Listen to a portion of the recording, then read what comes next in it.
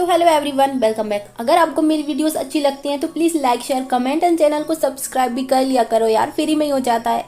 तो चलो ये वाले पार्ट की स्टार्टिंग हम शुरू करते हैं। और स्टार्टिंग में हम बुसाबा को देखते हैं जो कि बहुत ही ज़्यादा हैप्पी होती है बिकॉज फाइनली सरन ने उसके लिए अपनी फीलिंग्स कन्फेस जो कर ली हैं कि वो बुसाबा के लिए जेलस फील करता है। और तभी ना रास्ते में उसे चीफ्टन एंड नोएडा मिल जाते हैं एंड चीफ्टन उसे टॉन्ट करने लगता है कि ओह आज तुम अपने साथ बकेट लेके नहीं आई, क्योंकि जब तुम हार जाओगी तो तुम्हें हेल्प होगी ना उससे अपना मुंह छुपा कर भागने में। अगर तुम लेके नहीं आई हो तो मैं लेके आऊँ तुम्हारे लिए। एंड वो दोनों हंसने लगते हैं। तो इस पे बुसाबा उसे हंसते हुए कहती है कि हाँ लेके आओ ना, बट उसे ना यूज तुम्हें ही करना पड़ेगा बिकॉज मैं नहीं, आज तुम ही आने वाले हो। क्योंकि तुम आज कितना भी डर्टी गेम प्लान कर लो मुझे कोई फर्क नहीं पड़ने वाला बिकॉज मिस्टर सरन ने ना मेरी बॉडी को फुल ऑन एनर्जी से भर दिया है। एंड वो अजीब से इशारे करने लगती है। तो नोएडा को बहुत ही ज्यादा जलन हो रही होती है। तो बुसाबा उसे कहती है कि हाँ तुम्हें जेलस फील हो रहा है बिकॉज मेरे जैसी लड़की का भी एक हैंडसम सा बंदा बॉयफ्रेंड है पर तुम्हारा नहीं है। Listen I am telling you कि अच्छा बंदा ना तभी मिलता है जब किसी का दिल और दिमाग दोनों क्लीन हो, बट तुम्हारा दिल और दिमाग में तो गोबर भरा हुआ है ना। एंड वो हंसते हुए वहां से चली जाती है। और इतनी ज्यादा इंसल्ट होने के बाद नोएडा ने सीधा शर्लिन को कॉल करती है और उसे बता देती है कि सरन एंड बुसाबा अभी कंपटीशन में है एंड उसे यहाँ आने का बोलती है ताकि वो बुसाबा को इंसल्टेड फील करा सके। फिर हम लोग देखते हैं कि कंपटीशन का सेकंड राउंड स्टार्ट होता है एंड सभी लोग बहुत ही ज्यादा चेयर कर रहे होते हैं। बुसाबा की फैमिली, सरन, स्पेशली अन्ना। देन सो होस्टर्स आते हैं एंड वो अपने तीनों कंटेस्टेंट को इंट्रोड्यूस करते हैं। देन वो सबसे पहले डीन के पास जाते हैं एंड उसे क्वेश्चन करते हैं कि वो आज कौन सी डिश बनाने वाला है।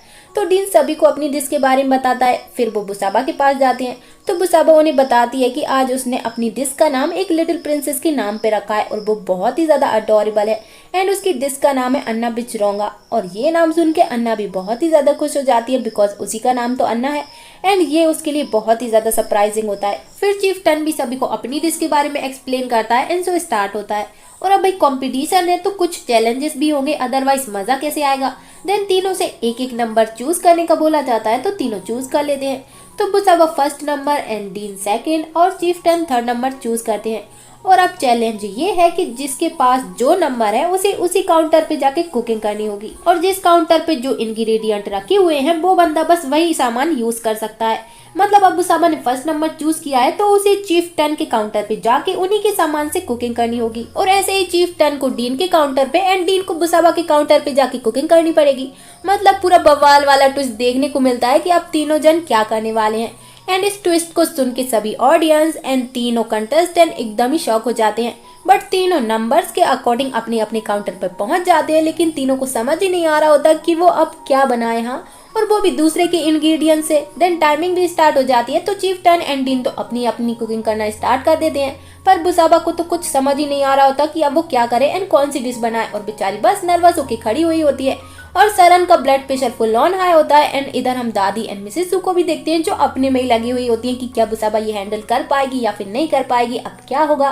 देन सरन बुसाबा को बहुत ही ज्यादा चेयर कर रहा होता है तो बुसाबा सोचने लगती है कि सरन ने उसे बोला था कि अब वो उसका ओनर है एंड उसे आइडिया आता है एंड वो भी अपनी डिश बनाना स्टार्ट कर देती है। और सभी उसे बहुत ही ज्यादा चेयर कर रहे होते हैं एंड लास्ट 10 सेकंड ही बचे हुए होते हैं और तीनों की डिश फाइनली रेडी हो जाती है।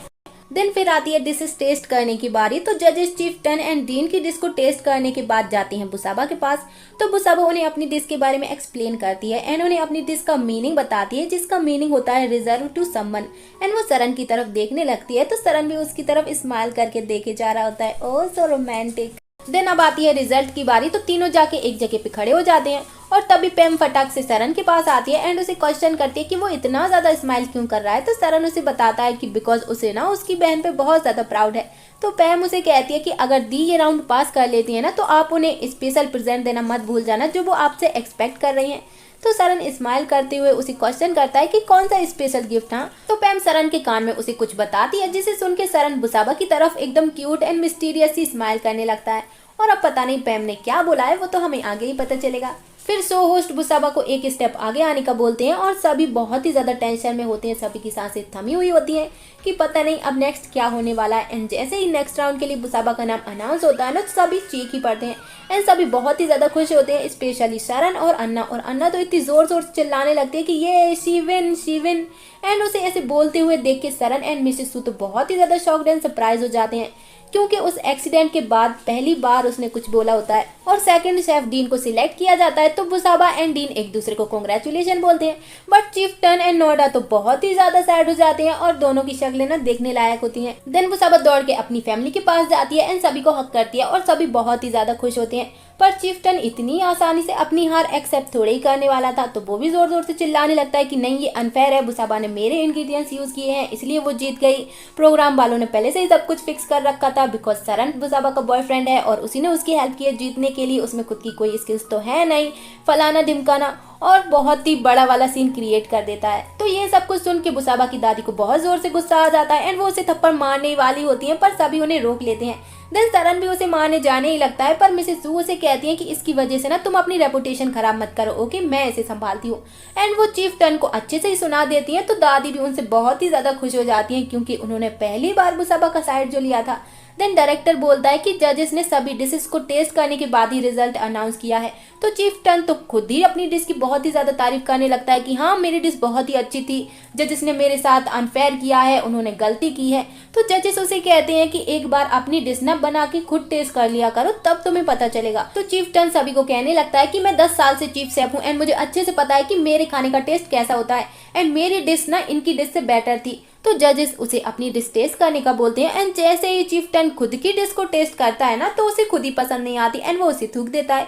तो डायरेक्टर उसे कहता है कि अब आपको पता चला कि आप क्यों नहीं जीते ये राउंड। और इतना सब होने के बाद भी चीफ टन बाज नहीं आता एंड वो बुसाबा को मारने के लिए उसके पास जाने लगता है। तो सरन एंड बाकी सभी उसे रोक लेते हैं और बेचारे सिक्योरिटी गार्ड्स को उसे उठा के बाहर लेके जाना पड़ता है। वो कहते हैं ना कि किसी किसी बंदे को इज्जत हजम नहीं होती। देन बुसाबा फटाक से वहां से एक बॉक्स उठाती है और दौड़ के चीफ टन के पीछे जाती है। तो बेचारा सरन भी क्या हुआ बोल के उसके पीछे पीछे जाने लगता है। देन बुसाबा जाके ना वो बॉक्स चीफ टन को पहना देती है और उसे कहती है कि बकेट तो नहीं है पर इससे काम चला लेना, ओके, एंड उसे अच्छे से ही सुना देती है।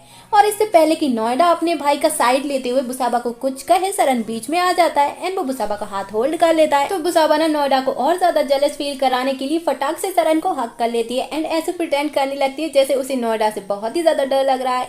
एंड उसकी ऐसी नौटंकी देख के ना नोएडा तो पूरा एकदम ही शौक रहती है एंड बहुत ही ज्यादा गुस्सा जाती है। बट अभी सरन उसके साथ है तो वो ज्यादा कुछ तो बोल नहीं सकती ना, इसलिए वो अपने भाई को वहां से चलने का बोल देती है एंड दोनों वहां से चले जाते हैं। और वहीं बेचारी बुसाबा तो चिपक चिपक के सरन को गले लगाए जा रही होती है, बट वो सडनली रियलाइज करती है कि अब ना ये कुछ ज्यादा ही हो गया। देन वो सरन से दूर जाती है एंड फटाक से वहां से निकल लेती है। देन सरन उसके पीछे जाता है तो बुसाबा ना उसे एक्सक्यूज देने लगती है कि एक्चुअली ना वो ये सब कुछ मैंने बस उसे दिखाने के लिए किया था बिकॉज वो ना हमेशा मेरी इंसल्ट करती रहती थी। तो सरन इधर उधर देखता है एंड वो फटाक से बुसाबा के गाल पे किस कर लेता है। तो बुसाबा बहुत ही ज्यादा शॉक्ड हो जाती है एंड उसे कहती है कि ये तुम क्या कर रहे हो वहाँ। तो सरन उसे बताता है कि उसने ना पैम को प्रॉमिस किया था कि जब तुम ये राउंड पास कर लोगी ना तो तुम्हें मैं वो गिफ्ट दूंगा जो तुम्हें पसंद है और कुछ ऐसा स्पेशल जो तुम अपनी आखिरी सांस तक याद रखो। तो बुसाबा उसे पूछने लगती है कि आखिर पैम ने तुम्हें ऐसा क्या बोला था। हाँ, तो सरन उसके और भी ज्यादा क्लोज आ जाता है एंड उसे कहता है कि किस, और उसे बताता है कि पैम ने तो उसे ये भी बताया है कि जब से तुम बॉर्न हुई हो ना तब से अब तक तुम्हारी बेस्ट किस वो थी जो हमारे बीच हुई थी घास के ढेर पे, एंड जब तुम घर गई तो तुमने ना वो टच बहुत ही ज्यादा मिस किया। और सो रोमांटिक। तो बुसाबा को तो भाई समझ ही नहीं आ रहा होता कि अब वो क्या बोले बिकॉज उसने ये सारी बातें पैम को बताई थी, बट पैम ने तो सरन को सब कुछ ही बता दिया। देन वो उसे कहती है कि ओ वो ना पैम बस हमेशा दूसरों को ऐसे ही ट्राई करती रहती है, तुम ना उस पर बिलीव मत किया करो। तो इस पे सरन उसे कहता है कि बट मैं खुद इस पे बिलीव करना चाहता था, एंड वो उसके और भी ज्यादा क्लोज आ जाता है और उसके हाथों को ना टाइटली होल्ड कर लेता है। देन वो एकदम रोमांटिक होते हुए कहता है कि और मे बी सिर्फ मैं ही हूँ जो गुड एट। तो बुसाबा उसे क्वेश्चन करती है कि गुड एट व्हाट। हाँ, तो सरन स्माइल करते हुए उसे कहता है कि फॉरगेट इट एंड वहां से कट लेता है। तो बुसाबा से तो अब रहा ही नहीं जाता बिकॉज जब कोई बंदा अपनी बात बीच में छोड़ के जाता है ना तो बहुत ही ज्यादा क्यूरियोसिटी होती है उसे जानने के लिए। तो बस बुसाबा भी उसके पीछे चली जाती है एंड उसे क्वेश्चन करने लगती है कि मुझे बताओ ना तुम्हारा ये गुड एट व्हाट क्या है। पर सरन तो बहुत ही ज्यादा भाव खा रहा होता है एंड उसे बता ही नहीं रहा होता। तो सरन उसे कहता है कि एक्चुअली आई डोंट नो कि मैं इस फीलिंग को तुम्हें कैसे एक्सप्लेन करूं, मतलब मेरे जैसा बंदा तुम्हारे जैसी बंदी के लिए फील कैसे कर सकता है। हाँ, एंड उसकी ये गोलमोल बातें बुसाबा की समझ में तो आने से रही तो वो और ज्यादा डेस्परेट हो जाती है। तो सरन फटाक से बुसाबा के हाथों को होल्ड करता है एंड वो उसे अपने और भी ज्यादा क्लोज ले आता है। तो बुसाबा तो ऑलरेडी ही किस के लिए रेडी होती है एंड उसे इतना ज्यादा डेस्परेट देख के ना सरन को बहुत ही ज्यादा हंसी आ रही होती है एंड वो स्माइल कर रहा होता है, बट वो उसे फाइनली किस कर ही लेता है। और अगर ड्रामे में सब कुछ इतनी आसानी से हो जाए तो वो ड्रामा ही काहे का। और तभी वहाँ पे कबाब में हड्डी बन के पहुंच जाती है शर्लिन, जो उन्हें ऐसे किस करते हुए देख लेती है एंड बहुत ही ज्यादा शॉक रह जाती है। देन सरन एंड बुसाबा भी उसे यहाँ पे देख के शॉक रह जाते हैं। तो शर्लिन उन्हें एक्सक्यूज देने लगती है कि वो तो बस बुसाबा को कॉन्ग्रेचुलेट करने के लिए आई है। देन वो बुसाबा को बुके देती है एंड कॉन्ग्रेचुलेट बोलती है और सरन को कहती है कि मुझे ना तुमसे कुछ इंपॉर्टेंट बात करनी है। तो बुसाबा उन्हें अकेला छोड़ के वहाँ से जाने लगती है, बट सरन उसे वहीं रुकने का बोल देता है। तो शर्लिन भी उसे कहती है कि हाँ रहने दो, वैसे भी तुम्हें तो हमारे बारे में सब कुछ पहले से ही पता है ना। तो बुसाबा को याद आता है कि उस दिन जब वो ज्यादा ही ड्रिंक थी ना तो उसने शर्लिन को कुछ ज्यादा ही सुना दिया था, तो उसके लिए वो शर्लिन से सॉरी भी बोलती है। देन शर्लिन सरन को एक मेडिकल रिपोर्ट देती है एंड उसे पढ़ने का बोलती है और उसमें लिखा होता है कि शर्लिन को ना 3 साल पहले लिवर कैंसर हो गया था, जिसे पढ़ के सरन पूरा शॉक ही रह जाता है बिकॉज उसे तो इसके बारे में कुछ पता ही नहीं होता। तो सरन उसे क्वेश्चन करता है कि तुमने मुझे ये पहले क्यों नहीं बताया। हाँ, तो शर्लिन उसे कहती है कि बिकॉज मैं तुम्हें बहुत अच्छे से जानती हूँ एंड मैं चाहती थी कि तुम मुझे हेट करो। तो सरन उसे पूछता है कि तुम्हारा मतलब क्या है। हाँ, तो शर्लिन उसे बगैर एक्सप्लेन किए ही वहाँ से चली जाती है। तो बेचारा सरन पूरा कंफ्यूज कि अब वो क्या करे, बुसाबा के पास रहे या फिर शर्लिन के पास जाके अपने क्वेश्चंस का आंसर ले। तो बुसाबा उसे शर्लिन के पास जाने का बोल देती है। तो सरन उसे क्वेश्चन करता है कि पर तुम्हारा क्या। हाँ, तो बुसाबा उसे स्माइल करते हुए कहती कि हाँ नहीं नहीं मैं बिल्कुल ठीक हूँ। और फिर सरन वहाँ से चला जाता है। तो बुसाबा ना बहुत ही ज्यादा सैड हो जाती है। देन वो जाके शर्लिन को क्वेश्चन करता है कि तुम्हारा मतलब क्या है। हाँ, आई डोंट अंडरस्टैंड। तो शर्लिन उसे बताती है कि जब उस दिन सरन उसे प्रपोज करने उसके घर गया था तब उसने जो भी देखा ना कि शर्लिन किसी दूसरे बंदे के साथ मिलके उसे चीट कर रही है, वो सब एक नाटक था और उस बंदे को शर्लिन ने पैसे देके हायर किया था क्योंकि वो नहीं चाहती थी कि उसके मरने के बाद सरन डिप्रेस हो जाए। एंड ये सब उसने इसीलिए किया ताकि सरन को लगे कि शर्लिन ने उसे चीट किया है एंड वो आसानी से अपनी लाइफ में मूव ऑन कर पाए। और ये सब कुछ सुन के तो सरन को बिलीव ही नहीं हो रहा होता कि ये सब कुछ सच है। देन वो उसे पूछता है कि तुम्हारा मतलब उस दिन जो भी मैंने देखा वो सब बस एक्ट था। हाँ, तो शर्लिन उसे रोते हुए कहती है कि हाँ। देन सरन उसे कहता है कि तुम बहुत ही ज्यादा बुरी हो, बट अभी तुम कैसी हो। हाँ, तुम्हारी कंडीशन कैसी है। तो शर्लिन उसे बताती है कि अब वो बिल्कुल ठीक है, बट कैंसर ना कभी भी वापस आ सकता है। और वो सरन से उसे माफ करने का बोलती है। तो सरन भी उसे माफ कर ही देता है, ये सोच के कि इसने मेरे लिए कितना ज्यादा सेक्रीफाइस किया है। तो शर्लिन ना फटाक से सरन को हक कर लेती है और नोएडा एंड उसका भाई भी ये सब कुछ छुप के देख रहे होते हैं। तो वो तो बहुत ही ज्यादा खुश हो जाती है कि फाइनली बुसाबा फिर से सिंगल हो जाएगी। बट तभी वहाँ पे मिसेस सू, बुसाबा एंड उसकी फैमिली भी पहुंच जाते हैं। तो मिसेस सू को तो बहुत ही ज्यादा गुस्सा आ रहा होता है एंड वो ना जाके सीधा शर्लिन को एक थप्पड़ लगा देती हैं एंड उसे मारने लगती हैं। तो सरन उन्हें रोकने लगता है। देन वो उसे कहती है कि इसे कोई कैंसर वैंसर नहीं है, ये बस झूठ बोल रही है बिकॉज इसने मुझे वार्न भी किया था कि ये तुम्हें मुझसे वापस छीन लेगी। देन शर्लिन रोते हुए अपनी मेडिकल रिपोर्ट मिसेस सू को दिखाती है एंड उन्हें कहती है कि नहीं मुझे सच में कैंसर था। तो मिसेस सू तो वो रिपोर्ट ही फाड़ के फेंक देती है एंड उसे कहती है कि मैं अपना टाइम वेस्ट नहीं करना चाहती तुम्हारी ये फेक रिपोर्ट देख के। एंड वो सरन को भी इस पे बिलीव नहीं करने का बोलती हैं। देन वो फिर से शर्लिन को मारने के लिए जाने लगती हैं और बेचारा सरन उन्हें रोके जा रहा होता है, पर मिसेस सू तो रुकी नहीं रही होती। फिर बुसाबा मिसेस सू को पकड़ लेती है और सरन ना शर्लिन को लेके वहां से कट लेता है, इससे पहले कि शर्लिन की पिटाई हो जाए। देन दादी मिसेस सू को कहती है कि अब बस करो, बहुत हो गया, अब क्या पुलिस स्टेशन में जाके इसे एंड करना है, न्यूज़पेपर में आना है क्या तुम्हें। हाँ, और सीन ना सीधा बुसाबा के घर पे शिफ्ट होता है जहाँ सभी लोग डिनर कर रहे होते हैं, पर हॉट टॉपिक तो सरन एंड शर्लिन ही होते हैं।